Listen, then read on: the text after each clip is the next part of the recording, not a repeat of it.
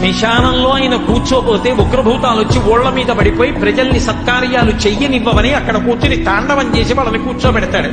పార్వతీదేవి అడిగింది మహాభారతం అనుశాసనిక పర్వంలో, శుభ్రమైన కైలాసం ఉండగా, ఇంత ఐశ్వర్యం ఉండగా, చింతామణి గృహం ఉండగా శ్మశానంలో ఎందుకుంటున్నారని అడిగింది.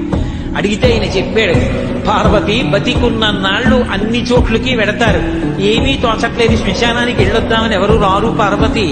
నేనంతవాణ్ణంటాడు, పొడుగ్గా ఉన్నానంటాడు, తెల్లగా ఉన్నానంటాడు, పండితుండంటాడు, పద్యాలు నాకు నోటికొచ్చంటాడు, ఉపన్యాసం చెప్పగలనంటాడు, నాకు పాటలొచ్చంటాడు, నేను నాట్యం చేస్తానంటాడు, నేను అధికారినంటాడు, నా దగ్గర డబ్బు ఉందంటాడు, నేను పాట పాడగలనంటాడు. ఇన్ని ఉన్నాయనుకున్న వాడిలోంచి ఊపిరి బయటికి వెళ్ళిపోయిన తరువాత వాడిని తీసుకెళ్లి 4 కొత్త కర్రల మీద పడుకోబెట్టి చాప చుట్టి తాడు కట్టి పైన నూలుబట్ట కప్పి తీసుకొచ్చి అన్నీ తీసేసి కర్రల మీద పడుకోబెట్టి కాల్చేస్తుంటే జీవుడు లేచి నిలబడి పుర్రె పగిలిపోయిన తరువాత కన్న కొడుకు కూడా స్నానం చేసి వెళ్ళిపోతుంటే చీకటి పడిపోయాక, అయ్య బాబోయ్ చుట్టూ ఉగ్రభూతాలు, నా వాళ్ళన్న వాళ్ళు లేరు, వీళ్ళని నమ్ముకున్నాను, ఒక్కడు లేడని ఏడుస్తుంటే నేనున్నాను రా అని చెప్పడానికి నేను కూడా లేకపోతే చచ్చిన వాడు 1000 మాటలు చచ్చిపోతారని అక్కడ ఉన్నారు పార్వతి, నా కర్మకాలక్కడ లేనన్నాడు.